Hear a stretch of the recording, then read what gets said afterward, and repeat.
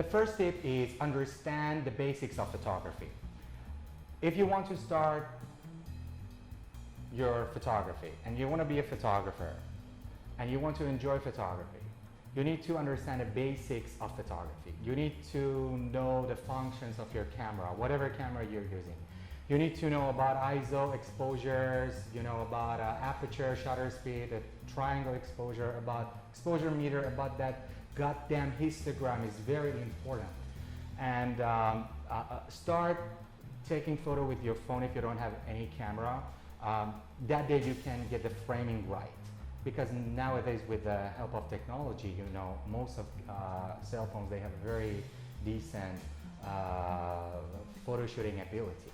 You need to get to know the framing, the composition. You need to know about lenses. What are the different lenses out there for you, for your camera? One thing, you don't need to buy more camera. You need to buy more lens for the camera that you're using. Lens is a lot more important than camera. Number two is limiting yourself. You need to limit yourself. What do I mean by that? You need to do or start doing film photography. Doing analog shooting film expands your view because the process is undoable, because you cannot review your photo right away after you take a shot, because you got to get the framing right. You got to get the exposure right. Otherwise, you know, if your photo is not subject matter or whatever, you just miss it and you ruin a roll of negative, not one. Believe me, when you do it wrong, you do like 20 of them in a wrong way, and at the end of the day, you're gonna give up. Another thing is when you start film photography, you take a look at things differently. What do I mean by that? You look at hidden dimension of things. You simultaneously starts to look at things differently. So start your film photography. It is more fun and educational than digital photography. Tip number 3 is overcoming your fear. Start with street photography. When you go to the place, be relaxed, be ignorant. You need to be aware of 5 seconds or more than 5 seconds ahead of the time when you are in the ambience, because you can guess the next move of the people walking from there, you know, another car is passing by. These are the way that you need to start to tell your story through the frame of your camera. One thing about street photography, you need to be very patient. If you're not patient, stay away from street photography. When it comes to street photography, being ethical is so important. Sometimes you need to be unethical too, but mostly you need to be ethical. You need to respect people. You cannot go to street and scare people and take a photo of them. It is not what a photographer does, okay?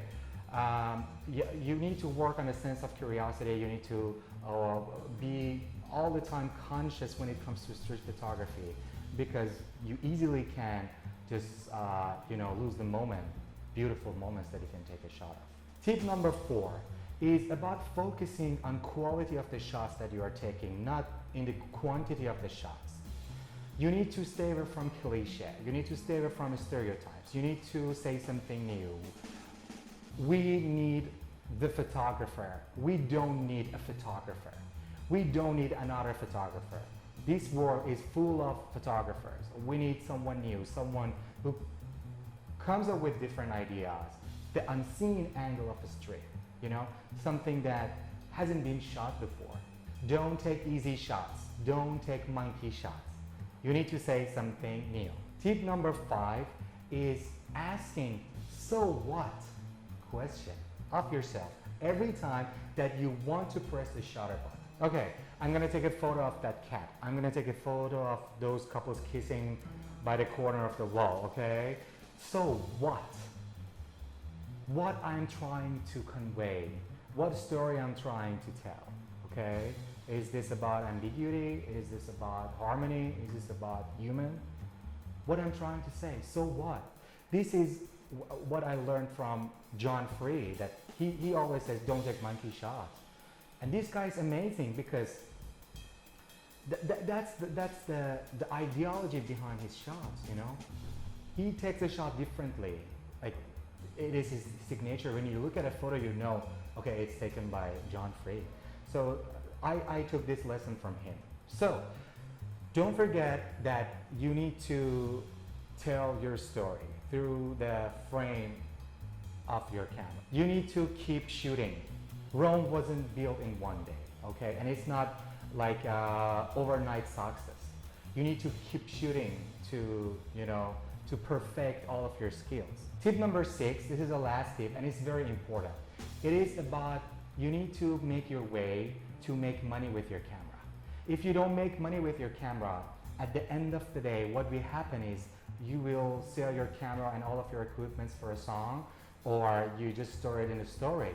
That's what will happen. That happens to most of photographers. So you need to find a way to make money.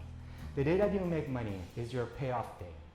The day that you make money is the day that you improve your photography skills. How to make money? First thing you need to do, you need connection, you need communication. You need to go to photographers community and get to know people. That way you learn from them. That way you find friends. You make more friends. And that's the day that you are just stepping up, you know, and you improve your photography skill. Last thing about this is you need to find out in what genre of photography you are more talented.